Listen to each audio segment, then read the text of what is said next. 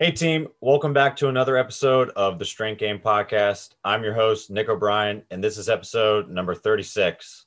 The Strength Game is a weekly podcast dedicated to discussing all things physical culture with the coaches, athletes, iron enthusiasts, and experts deeply embedded in the strength game on both sides of the profession, both as coaches and as competitive athletes. Also want to thank everyone who has liked, shared, and commented and subscribed to the show. Your support allows us to continue to bring on expert guests and highlight more individuals in the strength game, just like our guest today. Also want to thank our sponsor, Cerberus Strength. Trusted since 2012, Cerberus is making the best strongman, powerlifting, and strength sports equipment and accessories, ensuring the ultimate competitive edge.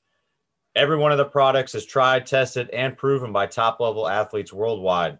So whether it's competing on the big stage at World's Strongest Man or training at home in the gym, Cerberus strength equipment is reliable, durable, and of course, strong enough to handle all your training goals and needs.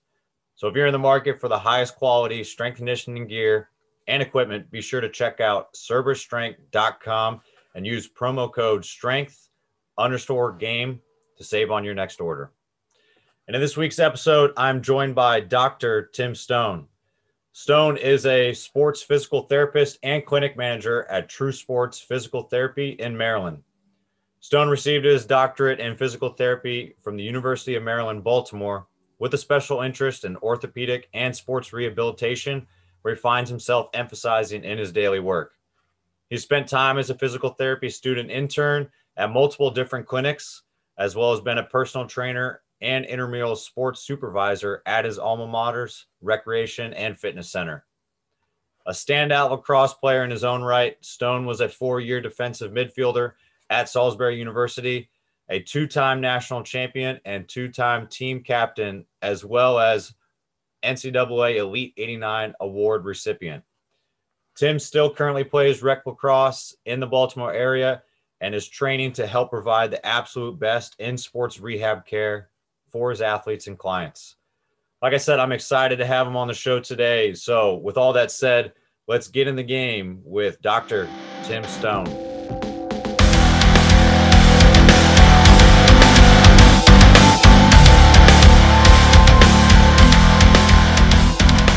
What's going on, everybody?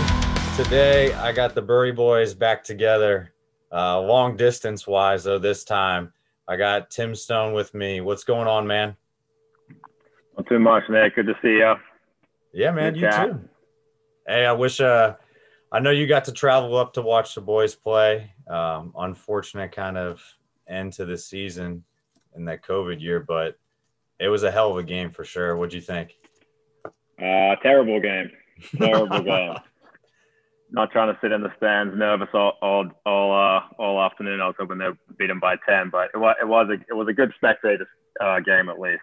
Yeah, I try to stay away from it now that I'm a spectator and far away. But, I mean, if anybody watching that didn't have a betting chance on either end, it was a pretty good game to watch. But definitely wish we would have done the guys and girls repeat. That's always what you want, both in the same year.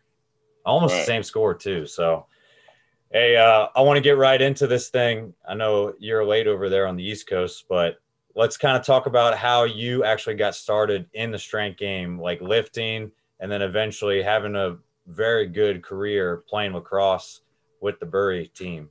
How'd you kind of get started, man? So I kind of started playing lacrosse when I was around 10. It was a really fringe sport where I grew up in Australia, but my dad was kind of like a no Sunday sports. That was family day, and lacrosse was one of the only Saturday sports over there in the winter. So I started playing with my brother. And then right around high school time, I started to get interested in the like lifting and, strength and conditioning kind of piece of it. I was going out for a Australian on the 19s team, and I was about 15, so I was definitely on the younger end of it. And they were rattling off down the list of the US guys, 6'1", 6'2", 200, 225. And I was probably like buck 40, buck 45 at the time. So it really kind of hit me that I needed to get in the weight room. And I was fortunate enough to go to a school that had all that access there. But I didn't play a high school sport there. Lacrosse was all outside of school. So I just started going in there and messing around with weights and seeing what I could do. And, that was really like the start of the training. I wasn't super consistent with that, but then really when I went to Salisbury and I started seeing all the guys and the mentality and, the consistency of everybody working out there, that just like made me fall in love with the weight room and, almost at the same level of lacrosse. That was really, really where I fell in love with it. Yeah, that's cool. I know most people don't realize it. And I've talked to other people on the show, like Division III, Division II, like from a strength conditioning aspect, like everything you guys do in the off season, except for like a very short period for practice time in the off season, is voluntary. Can you kind of touch on and like speak on like maybe the difference in the mentality of why Salisbury is so successful in the off season and like what kind of that training atmosphere was like? Because I worked with you guys pretty much almost, I think the majority of your career, maybe if not all of it, but kind of speak on coming from Australia over to not really being forced to lift, but your teammates were really kind of holding everybody accountable to train and like get after it in the off season when we're not allowed to kind of instill that in you. What kind of started that and what kind of like led to your guys' success? Yeah. So, well, first of all, I'll probably apologize for myself and our teammates and how terribly we were at following all the programs that you put in place for us. We were god awful at that, but I think part of it was that there was just such a strong connection and aura about going to the weight room on your own and doing your own thing. We only do that 6-week block in the off season in fall ball, and the day one is our testing, and getting up there as a freshman, and not being able to put your body weight up one time on the bench, and seeing a senior put it up 40 times or 35 times. I think that really like showed me and showed all the other guys in my grade like what we need to do to be an All-American or win a championship like the rest of the guys. So I think that's where it really like sparked the interest, and our weight room was the same the rest of the campus. We didn't have a separate athletes gym especially for that off season part, and powers was kind of like almost like new to us over there. So it was cool kind of just to walk through campus. We'd be having class. If you'd walk downstairs and you looked in there was always 3 or 4 guys lifting, and it was super competitive. So if you see someone else going at it in there, as soon as you finish class, you're walking in the locker room, getting changed and going to go do it yourself as well. So that's really sparked me and into that side of things, and just seeing like the work ethic of everybody lifting in there every single day, and that was cool. I remember like being part of the wave when I was lifting in Australia. It was like, you got to give yourself 48 hours to like recover to go back and do that. And then I went there, and I just remember one of the seniors being like, "Are you kidding me? Like, we're going to lift today, tomorrow, the next day, 5 or 6 days a week." And I was shocked you could do that. And kind of, when I started doing that and learning about, even just dumb stuff like offsetting body parts and things like that, it really showed me that you could take your, training and really your confidence to the next level. So that's kind of how we started. No, it's cool. I know the upperclassmen always set a really good standard, and that kind of trickled down to everybody else. And I know that testing, like every time we did it in the off season, that's really daunting, especially guys going up that don't know what to expect or like don't know what really to do. Some guys have never even touched a bar in their life when they get in there. And then to see that the starting attackman, like the entire defensive line, even some of the goalkeepers they're putting up decent numbers, and some of the guys are putting up some crazy numbers. And you realize real quickly that if you want to see the field and if you want to be successful, and I mean, the goal I think is always to win a championship at Salisbury and win the conference, but it's also to make sure that everybody leaves graduated with a ring at some point. That's kind of the standard expectation. And you find out really quick that if you're not training and if you're not doing stuff like when coach is there, then you're going to fall off real quick. And that's part of that D3 life. And I think that's why like Salisbury's always been successful, it's the older guys setting the standard and expectation. So kind of touching on, I know now you've got your own thing going on, still training and everything, but big into physical therapy. You're a doctor yourself now. So what kind of sparked the interest for that? Because like you said, coming from Australia over, it was a little bit different, like lifting wise. Like what actually did training kind of get you interested in physical therapy? Was like exercise science what you initially came over to Salisbury to do? Yeah, so I actually had originally done a year and a half or close to 2 years of what they call it physiotherapy school in Australia, and it's a bachelor's there. So I'd done a year and a half there, and I had the opportunity to come over and play. So I put that aside and, deferred from that. And so I kind of had to go through the undergrad process at Salisbury first. So I went into exercise science there, but I already, knew that that's kind of what I wanted to do. And that really started when I was a young kid and, had a million different injuries and had seen, the same physical therapist on and off here and there and patched me up a bunch of times. And I actually first really was interested in the strength and conditioning world. I loved that side of it. But I think my parents thought it was like working at like a, lifestyle gym, personal training thing. So they really like pushed me to, take the medical route, something a little bit more like consistent. So yeah, I always had the, dream of becoming a PT and, and a sports PT at that. So once I was over at Salisbury, going through the exercise science degree, it gave me a good little, further taste into more of the sports route rather than just hospital-based physical therapy and things like that that I was learning back in Australia. And then, so I decided that I would either go back and finish my PT degree in Australia or stay in the US. And you know how it goes. You fall in love with somebody and then you have to, make all the things fall into place so you can go to PT school here. So that kind of happened to me and ended up at University of Maryland to do that. So. Yeah, I think it all worked out in the end pretty well. You got your own little practice going on over there.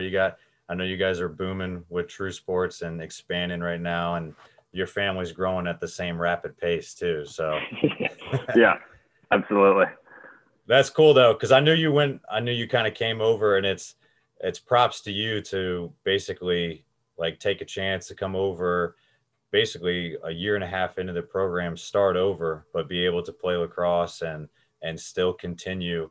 And I know a lot of people that come from out of the country have a little bit of trouble kind of collecting themselves and realizing that there's a lot of different changes in either the customs or the schooling process of everything. It's just a lot going all at once. But I mean, kudos to you, because you had to start basically over again, even though you were now in a good position with a little bit of background. But kind of touching on like your initial thought of being like strength conditioning, and you probably picked a better choice doing physical therapy for sure in some of the climate, but you do yourself a lot of like training like within your practice, and a lot of your sports rehabilitation is probably not considered what most people would see in like a general population. You're actually incorporating like sports specific skills and movements with either rehab from surgeries or things along those lines.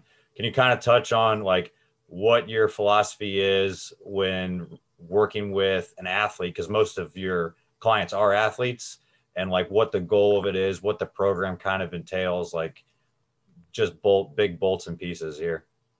Yeah. So, I mean, I think we are a little different, like at the place I'm at True Sports right now. We're definitely predominantly athlete oriented. I would say probably 90 to 95% of my caseload is athletes who are competing in a particular sport. So our goal really is to take athletes from the table when they're first injured and then put them all the way back on the field. So we really incorporate all those pieces in like the continuum of care to get somebody all the way back onto the field. So there's definitely pieces of strength and conditioning that I lean upon, like with my background in utilizing those. Mostly like the loading portions and exercise selection and all those kinds of things. So we do that a lot. And you're right, sort of like at the end, sort of like towards the end of the rehab, it definitely, if you were to paint a picture of, take a snapshot of it, it doesn't look like what you think of, people bending their knees on tables and things like that. We're cutting, we're sprinting, we're throwing weights around. If it's lacrosse, we're shooting the ball. If it's baseball, the players are pitching, patients are pitching, shooting hoops, getting my ass tripped over by somebody running by me. And, it gets kind of like a little bit more intense towards the end. But we definitely still do the early stuff, tons of post-ups, right, where we're managing people's care and managing infections, like gloved up and looking at sutures and all those kinds of things. So we really try to take an approach that we can work from that sort of like minimal end and take somebody all the way through to, where they step on the field for the first time. Yeah, I like that approach. And I think it lends really well to what you guys are doing. And I think it puts the athletes that are in your care in a great frame of mind, because even if it's not the same sport or they're not in the same position, they see a lot of people, like maybe someone coming in next or someone that's on the other side of the room at a different stage in the recovery process. Even if it's not a similar injury or, like we said, a similar sport, like they can see the process kind of enveloping.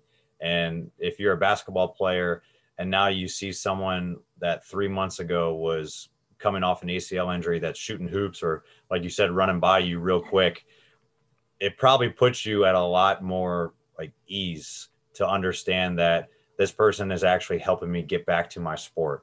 Like, it's not just this is the injury, this is like the point mechanism of injury, like they're just going to fix my knee. There's actually a process involved to get you back to return to sport. And then I think that's why it's really successful and cool that you actually incorporate those things within the sport, like involved in the rehab process. But it is later down the line for sure.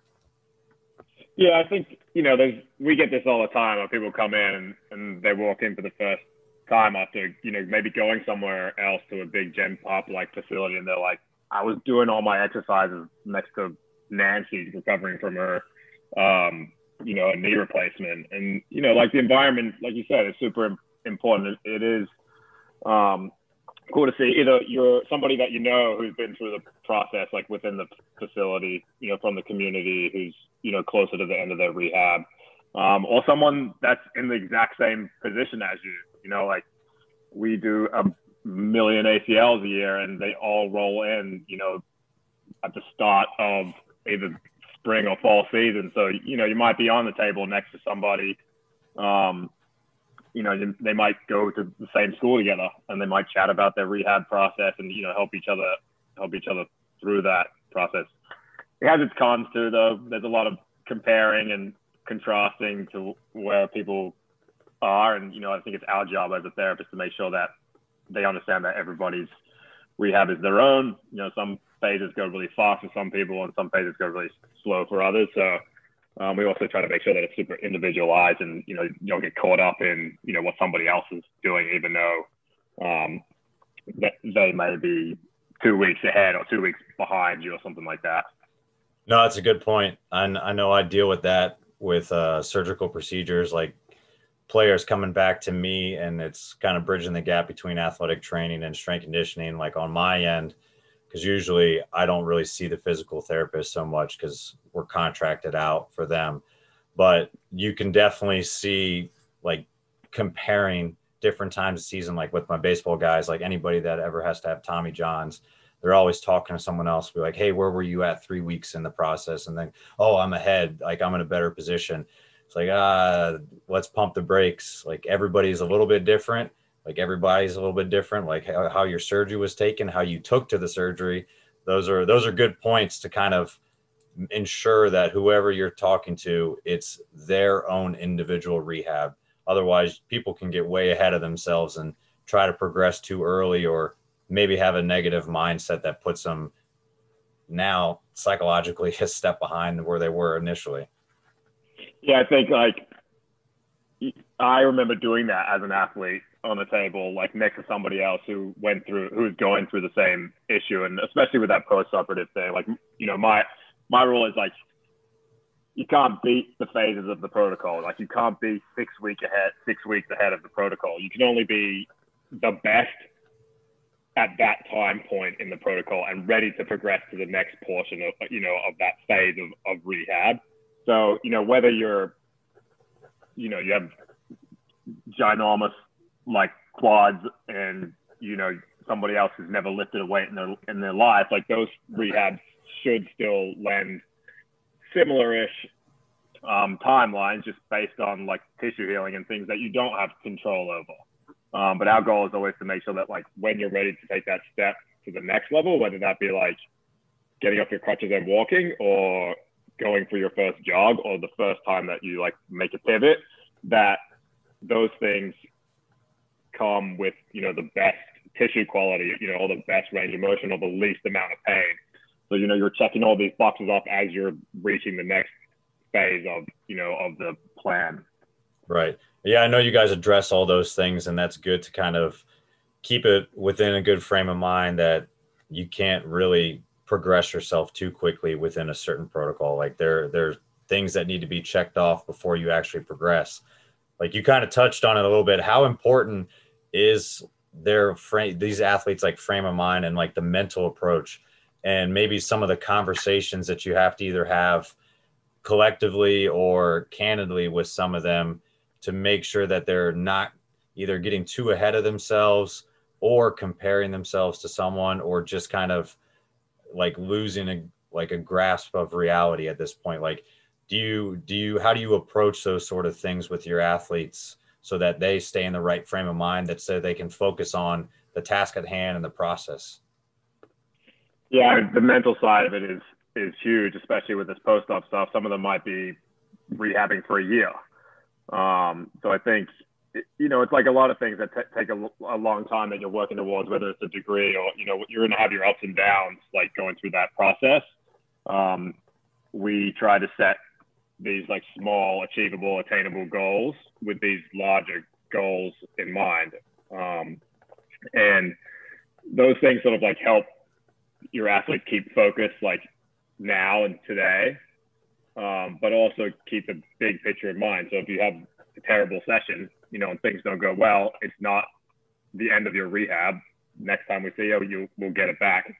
But also on the same note that you got to bring it every single day, because you can't come and have tons of off days or we're not going to move the needle in the right direction. So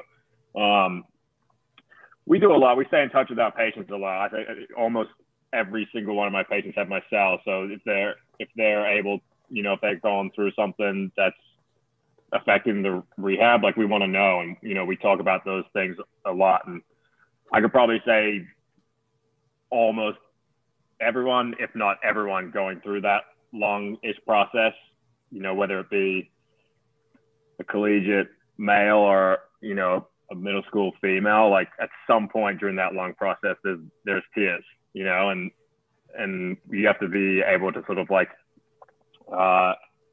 keep, understand and listen and hear what they're saying and, be able to offer advice on how you get to that next level and how you move through this. And not all of the outcomes are like smooth. I think a lot of people think that you get the surgery and you do the thing and you're good to go. You do your rehab and you're ready to roll. But, each one of these is really different. And like we said before, everyone has like a little bit different a route, and there's tons of ups and downs. And, you hit a roadblock or you're powering through something, it's our job to kind of keep people on an even keel and, keep pushing them in the right direction. Yeah, it's a good point saying even keel, because there's, especially with some of the longer duration ones, there's definitely going to be some points in time where, yeah, you're maybe really ahead in the process, but some days like the stress is just overwhelming or something super painful. And it's definitely helpful when you have someone like kind of pull you back to reality and kind of like right the ship. So you're not letting your highs get too high and your lows too low, and you're trying to hover somewhere in the middle.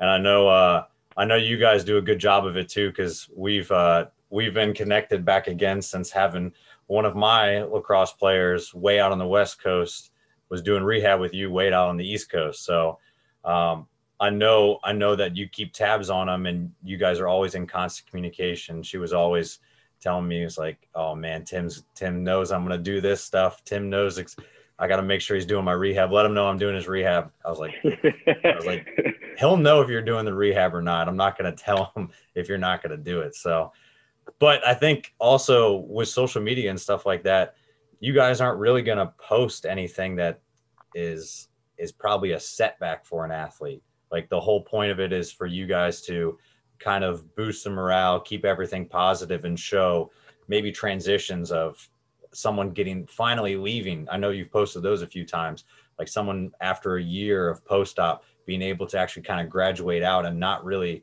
need to come in every day. So that can be another thing that if athletes are only looking at that or only kind of comparing themselves to someone else or only looking at your guys' social media, you're not going to put someone's surgical downfall like online. So that's another thing that like I thought was interesting as just a mental side of it, to kind of controlling your patients as they're going through their rehab process.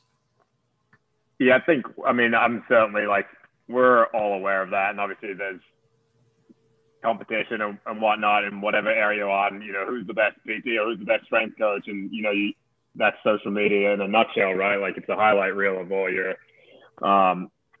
successes as a clinician, which are really like your athlete successes. But those things happen every day. I think, our clinicians take it really personally when those things happen. If someone's not doing well under our care, we feel that, we take that home with us, and, we don't sleep over it as well. And, I think that's what makes us really good, is that we do care that much. And, if something's not going right, you're doing everything in your power to right the ship and make it go in the right direction. But certainly you get those tougher cases.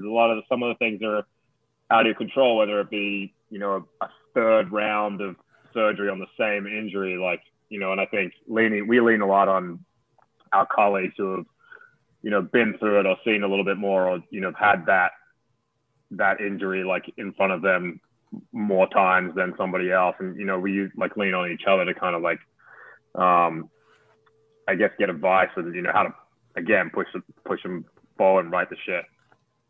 Yeah, that's a great thing to do, like lean on each other, and especially someone that's either got more experience in a certain type of sport or like mechanism of injury or whatever that is, like to be able to collaborate with each other and kind of give your client and give your athlete the best product available. I mean, that's what you're looking to do.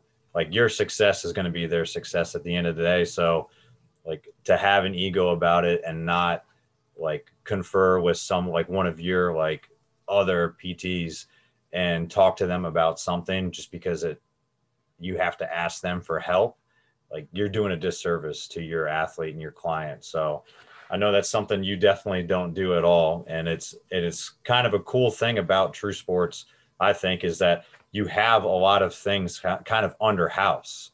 Like not only are physical therapists there, but you've got strength coaches and you've got a lot of different things like housing that.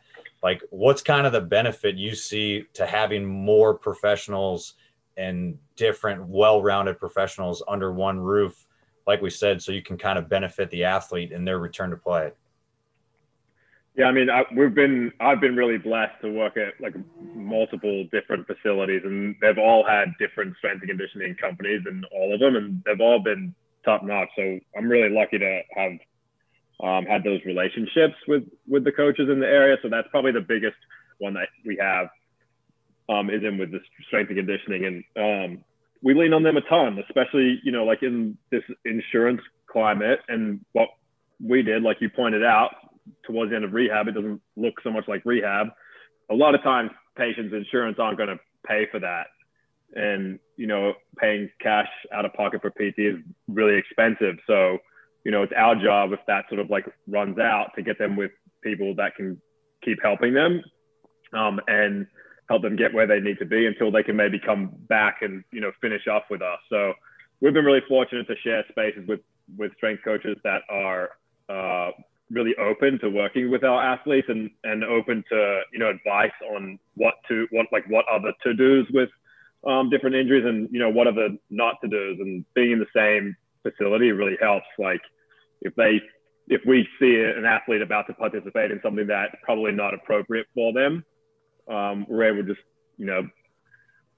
give them a nudge and say, it's probably not a good idea, like for that person right now. Or they may come over and say, hey, this person did great on their back squatting, like with their knee pain today. Like, can we push it forward into like plyo stuff next time? We'll say, yeah, let's go. Let's see how it goes. And I think that's really important to be able to like have that dialogue with other clinicians, whether it be strength coaches, PTs, or or surgeons, athletic trainers. We deal a lot with, obviously, with the college kids coming home.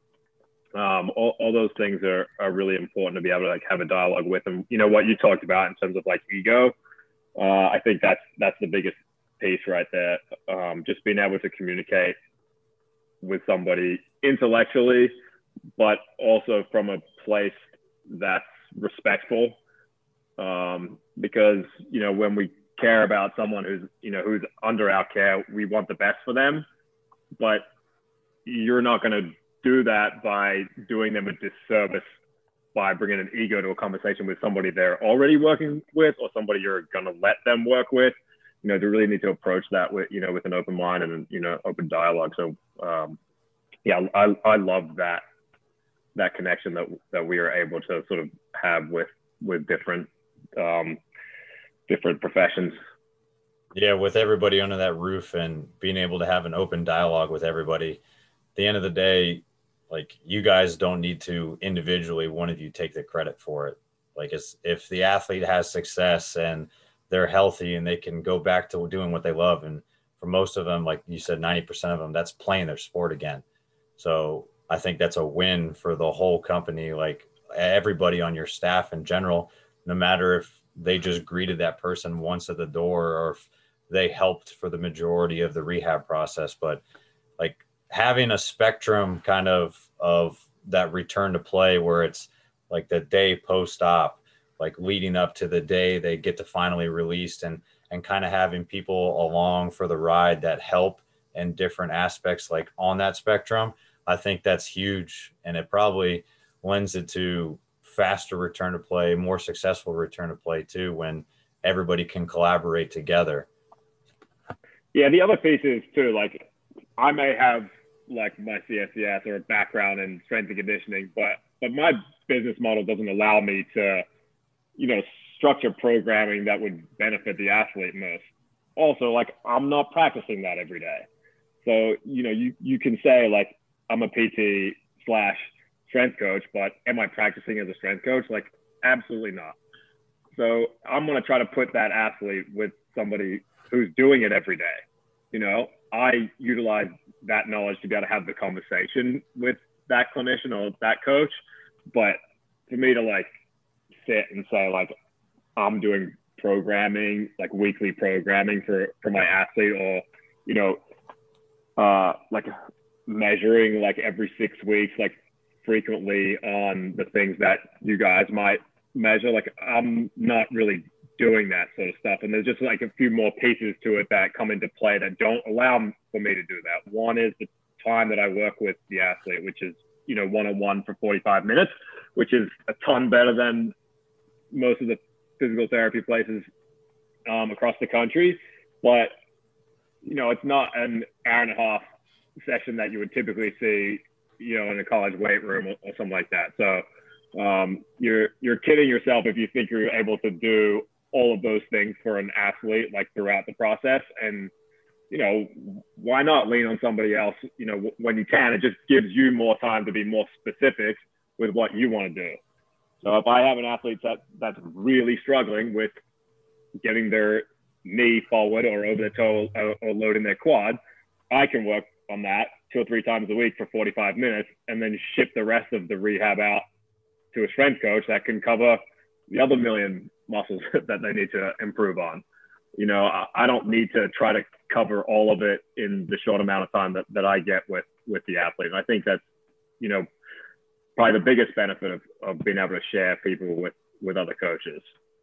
Yeah, that's definitely a good thing. I think that's sometimes the hard model that we, like, the opposite end of it is a hard model, like for the collegiate setting, is we're kind of under the same roof, but the time of the day or how we're able to work with the athletes usually is not as congruent as it should be.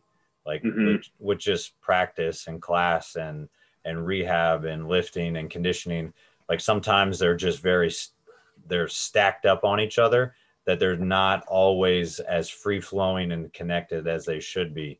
And that's a good point you brought up. Like, yes, you're well versed in everything. Like you have your CSCS, like you played lacrosse for a number of years at a high level, and like you're very intricate in how you approach everything, but you know your limitation, and your main focus is on the physical therapy side, making sure they actually can move properly and the rehab is done well. And then you can kind of refer the rest of it out so someone else can focus on that, because it's not like you're just working with one person.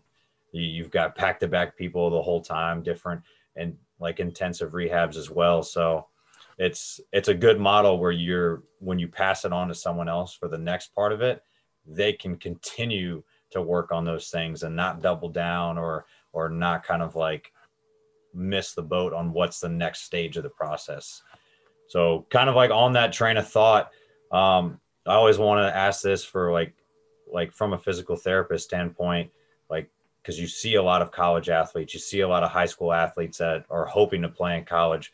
What do you believe is athletes are really lacking when they get to a college level or even to high school? What do you think coaches can continue to improve upon to kind of address these issues so that we don't have to refer them so much to you?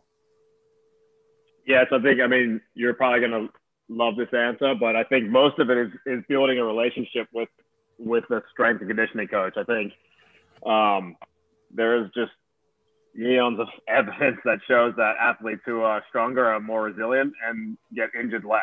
So, that classic kid that, I mean, is even doing more than a lot of other kids that comes in for 6 weeks of winter workouts and then goes and plays sports without coming back and like consistently going through that process. It's like you're not working on that long-term athlete development type model. You've got to be doing something all year round in this climate at the level at which all these kids are involved in club sports and high school sports and 2 or 3 different sports here. You have to be doing something on top of just playing the sport all year round. That I'm in season, I can't lift, like, has to go away. You're not periodizing like your program for your sophomore JV year. Like, if that's the level that you're playing at and looking to play in college, like, you need to periodize for your junior and senior year of college, whatever. If that means like showing up to practice a little sore because you lifted on that day, you got to take that. And on top of that, you're not going to be as sore or under the weather or, not performing your best if you consistently do these things all year round. So, my biggest thing is when we're talking to athletes who, seem to be like repeat offenders of these things is that, I can keep patching you up, but that's not a good process to continue to go through, because every time you miss 3 weeks of practice, you're not getting better. Everyone else is getting better around you. If you can get on top of it, say starting in the summer, and then consistently work with someone like all year round, like, you're going to be in much better shape. So I think that's probably the biggest thing. I think on top of that is, we talked a little bit about like ACL injuries, and, those things are big and rampant right now. And I think they're not going anywhere. There's tons of great resources on injury prevention. And, I think the common thing people hear or talk about is, you can't like prevent an injury, or you can't prevent this. But there are so many things that you can do as an athlete or a coach to reduce your likelihood of having a kid having a season-ending ACL injury. The biggest one, which I think would be is a really good resource, is the FIFA 11 or the FIFA 11 Plus. They've done tons of studies on that thing, which is a series of exercises that coaches can use as a warm-up. And it is mind-boggling to me that not every high school coach is like running through this, or not every college coach is running through those programs. They take 10 to 15 minutes and they've shown like 60 to 100% reduction in ACL injuries. So I think people are scared to put in a program like that and have somebody tear their ACL, and they're embarrassed to say, hey, like my program didn't work. But they're totally fine letting 3 or 4 kids every single year, not only like their bench players, but their best athletes tear their ACL every year and just say, that was bad luck. That just happens. Like, this is just what it is.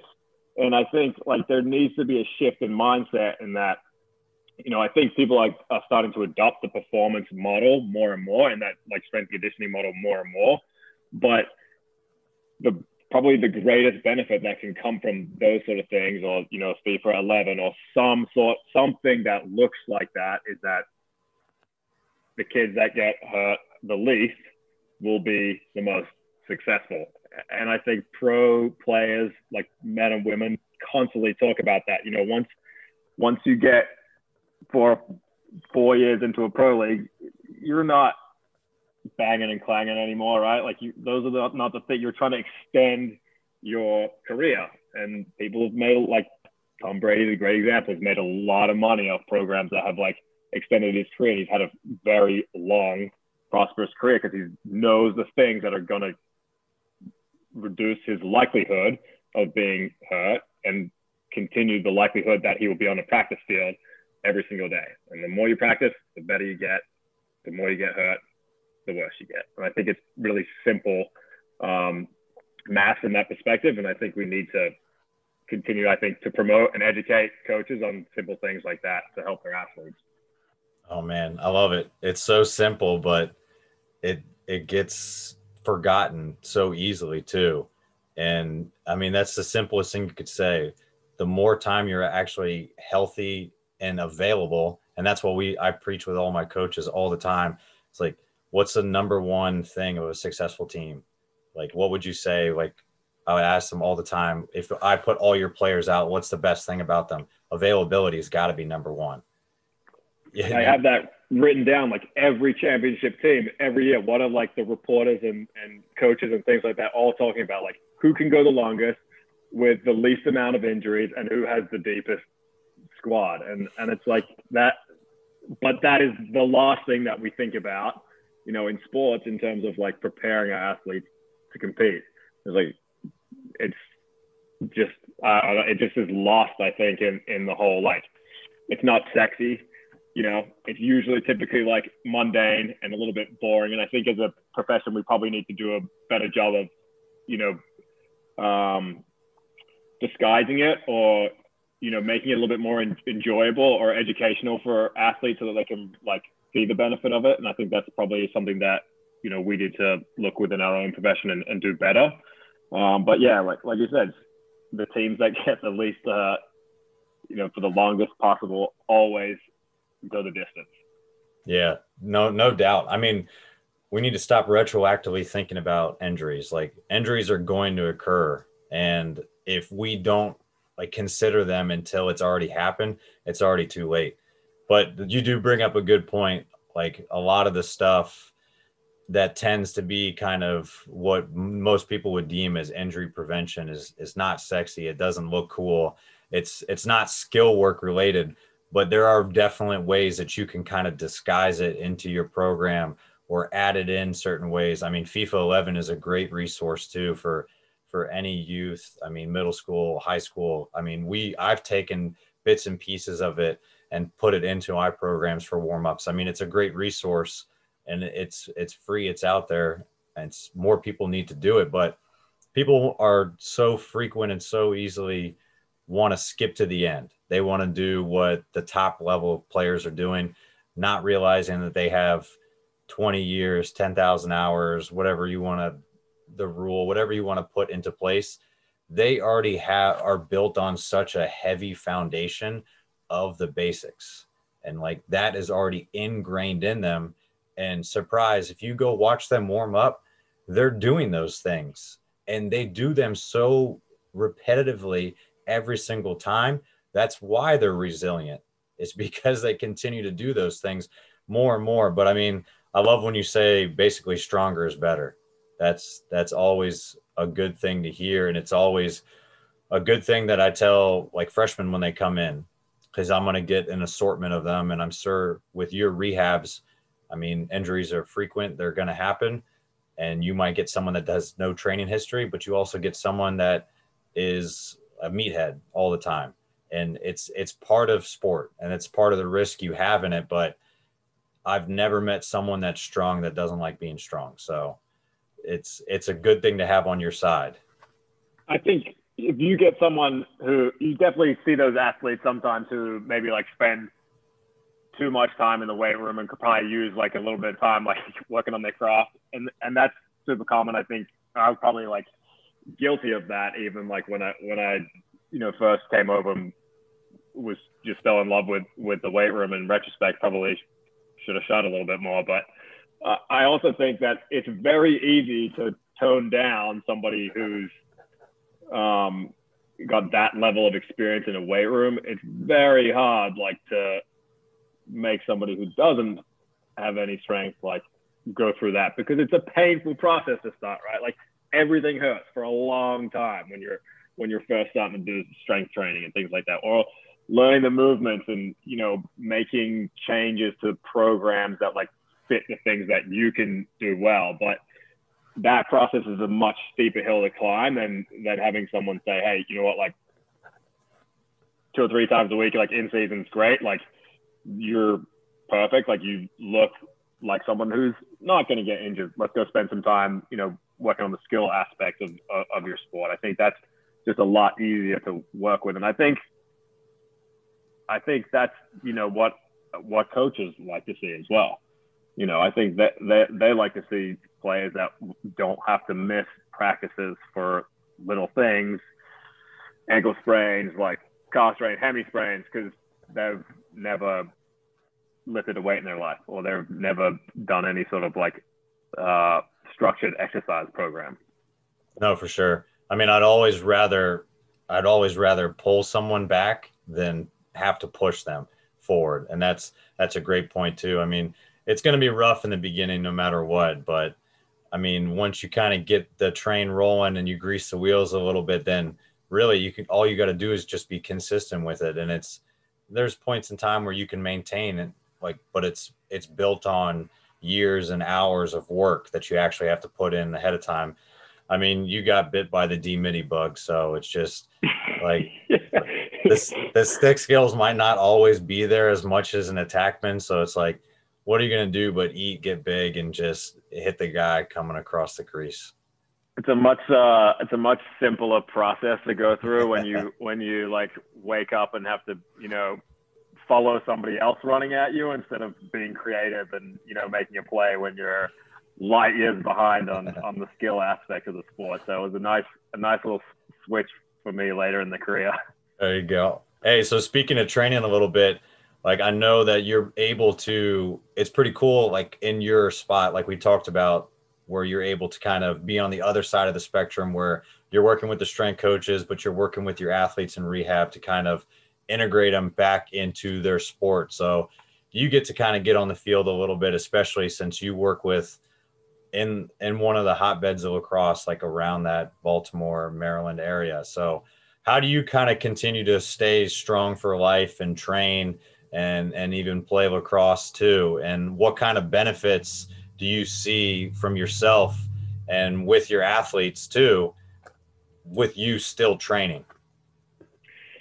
Yeah, so I think I love the sport lacrosse, like in general. So I've recently, probably in the last year, started picking it back up again and competing again. I never really dropped the stick out of my hands, but I think it's a beautiful game and it's given me so much, and I'd like to keep it in my life as long as possible. So for me, this job is awesome. I get to, like you said, work in a hotbed of lacrosse and treat so many lacrosse athletes and shoot with them, or keep a stick in my hand and working. But you don't want to go to the dentist that has terrible teeth, right? Or you don't want to have a mechanic that's car's always broken down. So I think that easy practice what you preach saying is true here. So if you come in to see me and you have a really specific lacrosse related injury, like a stress fracture in your back from shooting too frequently or have poor mechanics, it's good to have someone come and say, hey, like, how many balls are you shooting a day? Like, are you shooting them all step downs, or are you coming around the cage, or are you, taking balls in close and, dipping and dunking and those kinds of things. So you can get an idea for like what they're actually doing. So I think that's super important. That's a piece like I lean on a lot. And the other piece in terms of like training myself is it just gives me some mental clarity. I think, once you get into that, heavy work life and you leave the college sports behind, it's hard to find those outlets. And lacrosse has been a great outlet for me, and playing competitively is probably one of the things that keeps my brain fresh all week. Not to mention I get to, mess around with some of the patients that come through our clinics and play with them, which is always really fun, and meet a lot of people in the lacrosse community. So, if worst comes to worst, I meet someone on the lacrosse field that needs me in 3 years and they met me when they were playing against me, or I met them after a game having a beer with them, then, that's awesome. I get to, use that as like a marketing opportunity too. So it's been really good to kind of like keep the sport and play and train myself alongside all the athletes that come through. I think they call that guerrilla marketing, right? Yeah. This year we sponsored an indoor team that I play on, so we stuck the logo on all the jerseys. So that was the sports logo was going pretty good. So that's fun. So hopefully we can keep doing that. We're gonna throw it on some pennies in the Howard County League as well. So that should be pretty good. Oh, I miss the HOCO League. That's yeah. I don't want to play with the A's anymore though. I'm done with that. All the college kids. You still got it. I don't know. Hey, but that's you made a good point too. Basically speaking their language. And I mean, you kind of bridge the gap really quick and you get on their level right away when you can speak the language of like it's a lacrosse athlete coming in. So you have experience in it. They've seen you play, or you can at least talk to them and kind of break down their mechanism injury, what's going on with them quickly. And then you guys can already relate with it. What about sports that you actually maybe don't have so much background or information in? I know you have probably colleagues that you can talk to a little bit more. I mean, I don't know how much sports you watch outside of it or what else you played kind of growing up. Australia's got some interesting sports. So, but how do you kind of get with them on if it's not a lacrosse athlete too, and do the same thing, speak their language a little bit more? I think a lot of sports have very similar movements. I think, like most sports are going to rotate, cut, pivot, run really fast in a straight line. There's things that cross over between a lot of sports, which is why multi-sport athletes, tend to be really good. So if there's something that I don't know, like it's really easy to, one, jump on YouTube, watch some film of either the current player that you're working with and try to, break down the movement patterns or, the qualities that they're lacking or something that you might see that have like maybe led to the injury, or just looking at college drills that are typical for them when they go back. So you can put that like return to sport piece in there for them. I think like my job is to be able to like look at those things and pick out like the really low hanging fruit. But the biggest like low hanging fruit is always going to be like the tissue quality that you're trying to return to the field. So, I think I was guilty of this like earlier on in my career, is that like I was so concerned being a sports physical therapist in like that late stage process. And so I did spend tons of time like breaking down different sports and trying to like make these drills for athletes to get closer and closer to return to sport.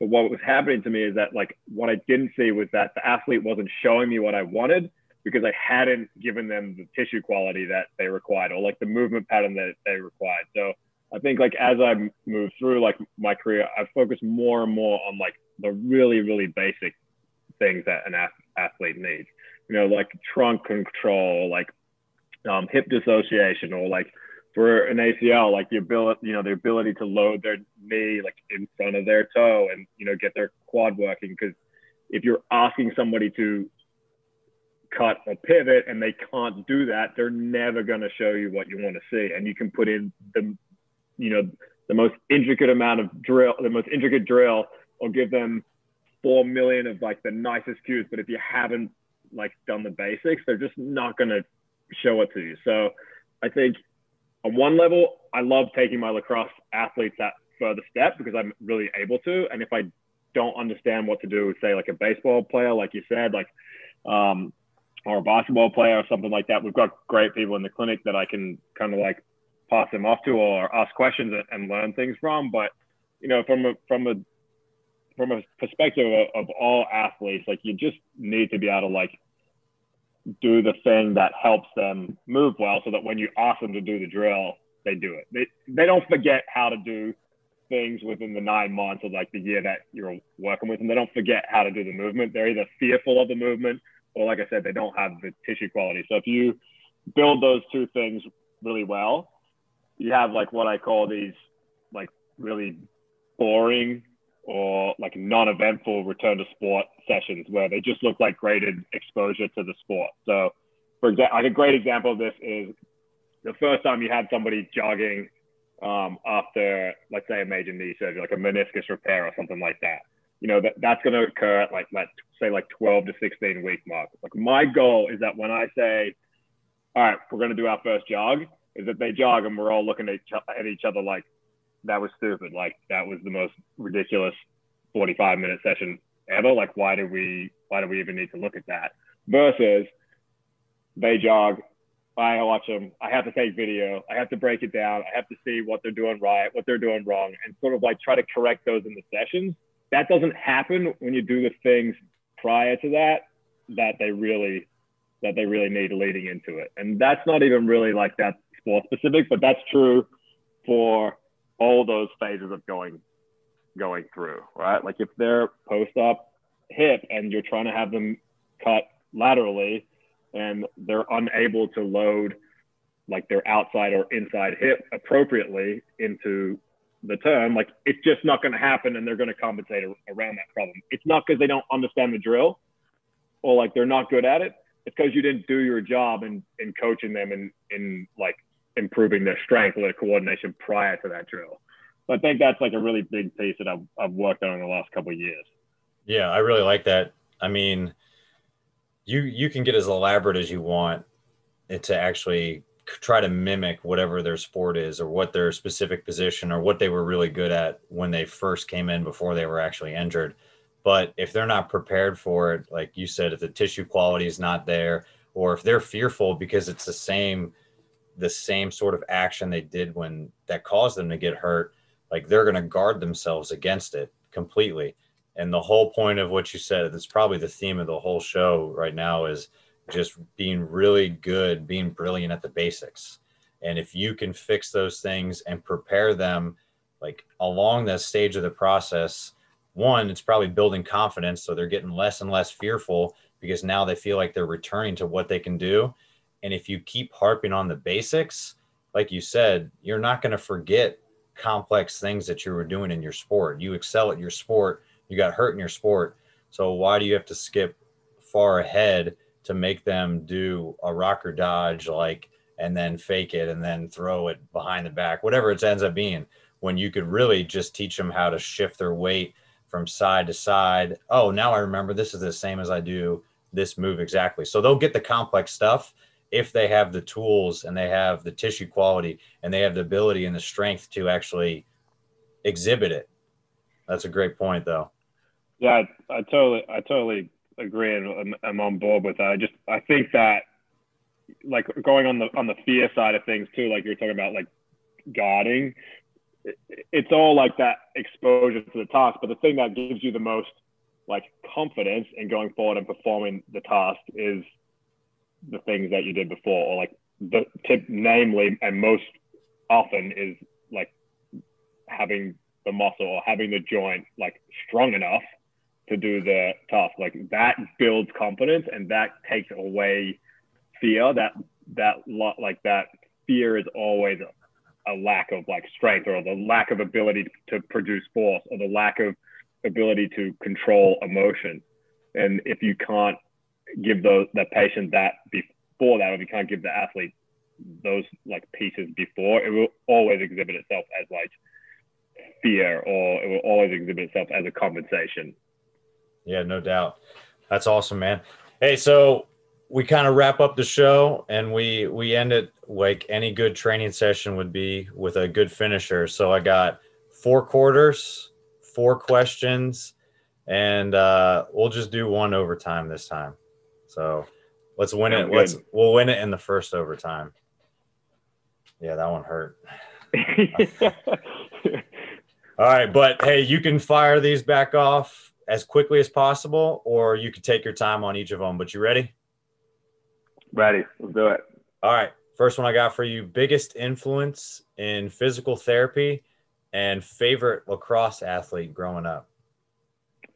So I think the biggest influence in my career, my PT career, would, and I absolutely like hate and despise to say this, but it has to be my boss, Yoni Rosenblatt. He's the creator of True Sports and has been a really good mentor for me throughout my career. So I'm not letting him know I did this podcast because I don't want him to hear that. But he's been really good in you know, paving the way for me. Favorite lacrosse player? That's a great question. I'm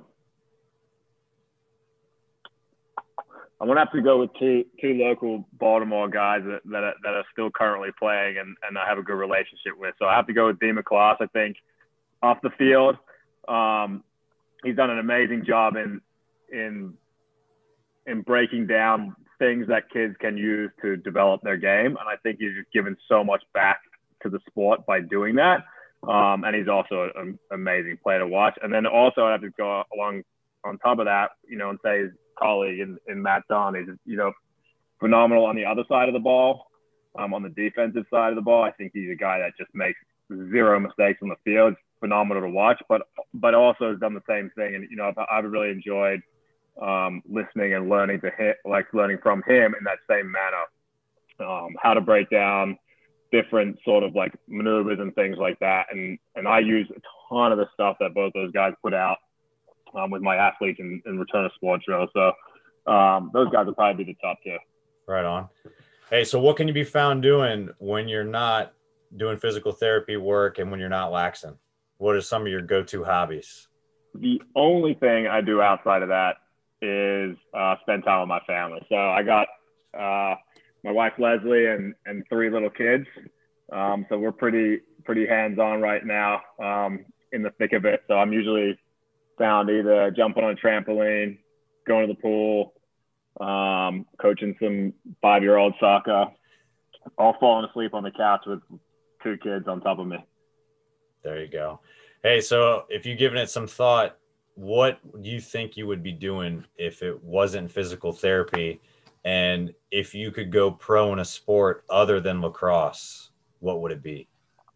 If I wasn't doing something other than physical therapy, in a related field, I really loved the sports med sales and, you know, that kind of area. I was really interested in that. And one of our buddies is big into that, Brandon. So I really love that area. I love surgical cases and things like that. So it's really interested in me. Totally left field outside of that. I'd probably own a candy store. Big candy guy. Can't get away from it. On a side note, American candy is terrible. What was the other question? Another pro sport. Yeah, which one? I play basketball. I'm absolutely terrible, but play defense a little bit. But I just think that I'm just amazed that people can shoot a ball inside a tiny hoop like that. It's just awesome. All right. Well, I got to do a bonus question for that. What's the best Aussie candy then? The best Aussie candy would have to be a company called Allen's, and they make these long, they're called killer pythons. It's like a long snake about a foot long. That's the best candy there is. in the whole world. I've had some, I think they're chocolate covered like pineapples. I think they came from Australia. I don't know. That They sounds might terrible. be New Zealand. I don't know. I thought they were pretty good. All right. Hey, so if you're setting up an ideal training day or it's game day and you're going out and let's say it's Memorial Day weekend, what's your go-to training song, PR song, and what's your post-training victory meal look like? So probably the music that I listen to the most, and it still probably comes back from my college days, is I'll probably have a little Rick Ross playlist on. That's a big guy for me. But lately I've been on the best of 50 Cent playlist, which has been pretty good to me too. Eating wise, I'm pretty easy. I'm a garbage disposal. I eat whatever's in front of me, so I'm not real picky there. But I definitely would have to pay my wife a compliment with her cooking. So anything my wife cooks, I'll absolutely 100% eat any day of the week. There's some brownie points. Yep. All right, last one I got for you for overtime. Most valuable piece of advice you've received, and if you want to share, from who? The most valuable piece of advice. That's tough.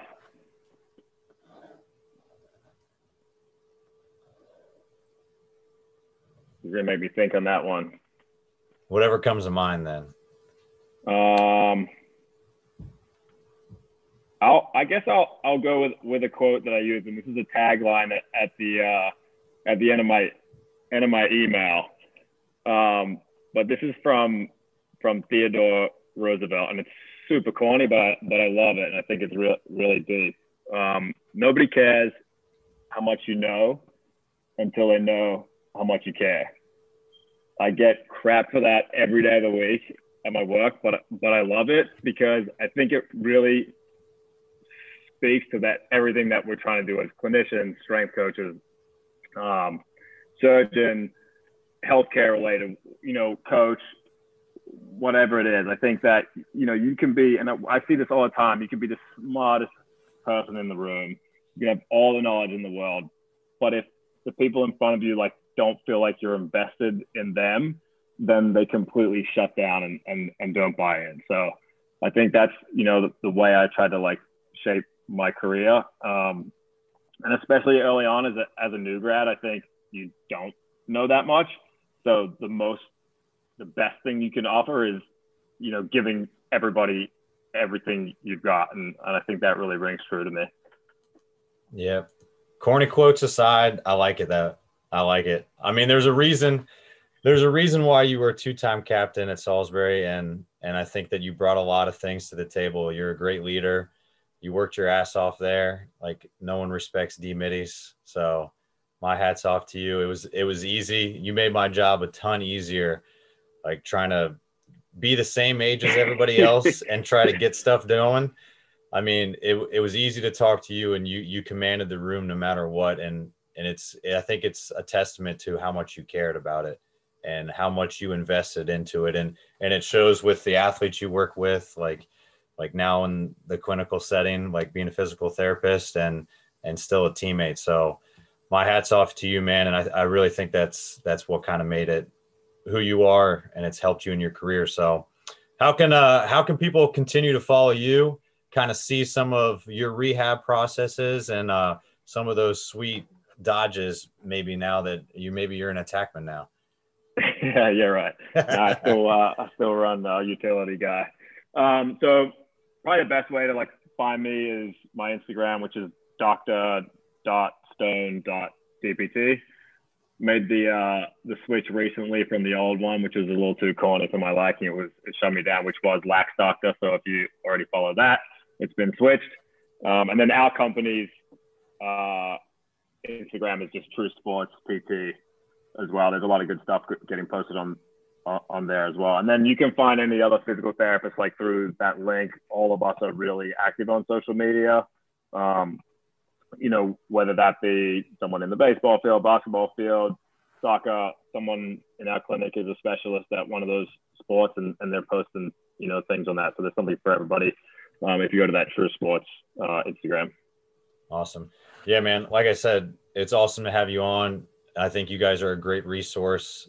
I mean, I utilize that stuff all the time because trying to bridge the gap between bringing people back and then even seeing what you're doing, because it kind of makes me progress the stuff that I got going on. But I mean, you've been a huge help with my career. And like I said, we got to work with each other for a long time, going to school together. So I can't thank you enough for coming on the show today and rejoining the Bury Boys for a little bit.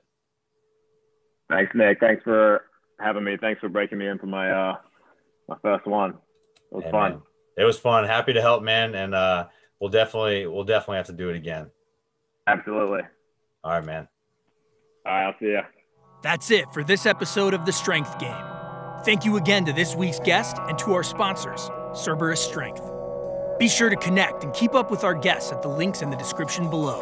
Remember to subscribe to us on Apple and Google Podcasts, Spotify, or your favorite podcast provider to stay up to date on all future episodes. Also, check us out on YouTube and CoachO'Brien.com, where you can find all the video versions of these episodes, as well as show notes, episode schedule, and much more. Comments, ratings, and reviews are always welcome and appreciated. Thanks again for tuning in, and be sure to join us next week for another great episode of The Strength Game.